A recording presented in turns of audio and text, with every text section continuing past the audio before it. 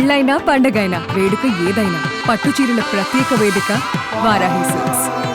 So almost అందరు heroes తో work చేశారు కాబట్టి అవును. ఏం చెప్తారు ఫస్ట్ పోకిరి అంటే మాకు బాగా మీ డైలాగ్స్ గుర్తుంటాయి కాబట్టి మహేష్ బాబు గారితో వర్క్ ఎక్స్పీరియన్స్ అంటే ఏమని చెప్తారు? మంచి మంచి హీరో, Hmm. చాలా బాగా ఇది చేసేవాడు. అందరు మాక్సిమం ప్రతి ఒక్క హీరోతో చేశాను. చిరంజీవి గారితోని, వెంకటేష్ బాబు గారితోని, ఎన్టీఆర్ గారితోని, మన అరవింద సమేత చేశా 3 years బ్యాక్. అవును, అందరితోని మాక్సిమం అందరితో చేశా. అంటే మిమ్మల్ని బాగా ఇష్టపడే హీరో ఎవరు? మనకి ఎలా షూటింగ్ సినిమా అయిపోయిందంటే మళ్ళీ నేను ఇక్కడికి వచ్చి మళ్ళీ అసలు ఈ సినిమా అయిపోయిందంటే అంతే ఇంకా. Hmm.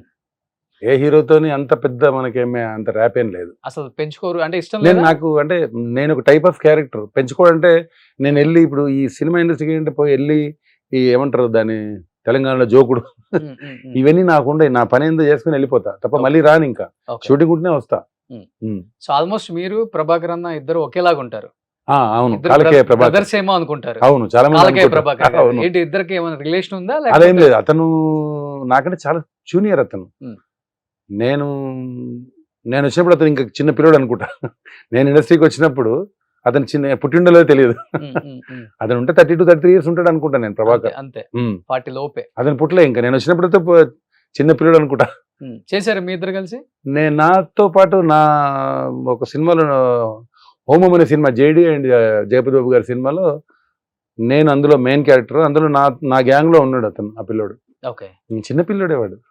ఒక రకంగా చెప్పాలంటే ఇంచుమించు ఒకే సిమిలారిటీస్ ఉన్న ఆర్టిస్టులు ఉంటే అవును. కొత్తగా వచ్చే వాళ్ళకి ఎక్కువ ఇంపార్టెన్స్ ఇస్తాం. అవును, అలా మేబీ కాలకయ్య మన ప్రభాకర్ అన్న వచ్చిన తర్వాత రాజ్యానికి ఆఫర్స్ బాగా తగ్గిపోయాయని చెప్తూ ఉంటారు, నిజమా అది?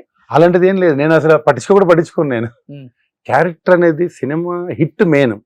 ఇప్పుడు అతనికి కంటిన్యూ 3 సినిమాలు రాజమౌళి గారు హిట్ అయినాయి. అవును. సో అలా వెళ్ళిపోతా అంతే. సో దాన్ని నమ్ముతారు అంతే. 100%. ఇప్పుడు కోట గారు అంటారు కొండంత బలం ఉన్నా ఆవింత అదృష్టం ఉండాలని. ఓకే. అది ఉంటే డెఫినెట్ గా డెవలప్ అవుతుంది. అంతే. ఇంకో 10 years రావచ్చు, ఇంకో 4 years రావచ్చు, 5 years రావచ్చు. మనం చెప్పలేం కదా. ఎవరో ఒకరు ఎందుకు వాడొద్దు అని అంటే పక్క మనం అన్ని నేర్చుకొని రెడీ ఉండాలి. అందుకే నేను స్టేజ్కి వెళ్ళా. ఇంచుమించు ఒక 10 ప్లేలు చేశాను ఈ మధ్యన 2 years. అందరు స్టేజ్ నుంచి సినిమాకి వస్తారు. అవును, మీ సినిమా నుంచి స్టేజ్ 100% నేర్చుకోవాల్సింది ఎంతో ఉంది. సినిమా నటుడికి రోజు కొత్తనే. ఒక డైరెక్టర్ దగ్గరికి వెళ్తే అతను ఒక డిఫరెంట్ స్టైల్లో ఇస్తాడు, ఇంకో డైరెక్టర్ దగ్గరికి ఇంకొక డిఫరెంట్ స్టైల్లో ఇస్తారు. కాబట్టి రోజు స్టూడెంట్ లాగానే నేర్చుకోవాలి మనం. ఓకే. సో అందులో కూడా అంటే చాలా మంది పాత నటులందరూ రైలింగ్ గారు కానీ, కోట గారు కానీ, బాబుమోహన్ గారు కానీ, వీళ్ళందరూ స్టేజ్ నుంచి వచ్చారు. మనం ఎక్కడో తప్పు జరగవచ్చు, మనం యాక్ట్ కరెక్ట్ చేయలేకపోవచ్చు అని నేను స్టేజ్కి వెళ్ళడం జరిగింది. ఓకే. ఫస్ట్ సినిమా ఏంటి మీది? నాది శివ, బట్ చిన్న వేషం. శివ గాయంలో మంచి వేషం. ఓకే. గాయంలో రాము గారు నన్ను ఇంట్రడ్యూస్ చేసి రాము గారే, ఓ మీ మా గురువు రాము మా గారు. గురువు గారు రాము గారే. ఓకే.